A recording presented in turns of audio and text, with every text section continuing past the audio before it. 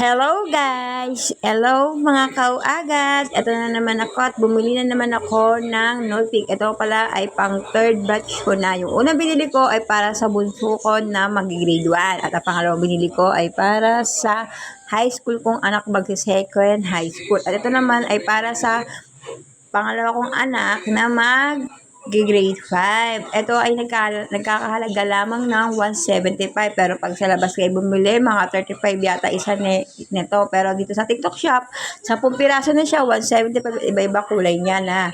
Huwag niyo napansinin yung mga inchan ko mga madam, makakakain ko lang ng sopas kasi nag-crave ako ng sopas dyan eh. Hey! At ito lang nga, hirap na hirap ako buksan. Sobrang secured ng pagkakapackaging ng seller. Ayan, bubuksan na. Ayun, sa wakas, nabuksan na natin.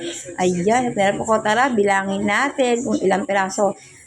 1, 2, 3, 4, 5, 6, 7, 8, 9, 10, at ayan, ang ganda ng quality na kaya check out na.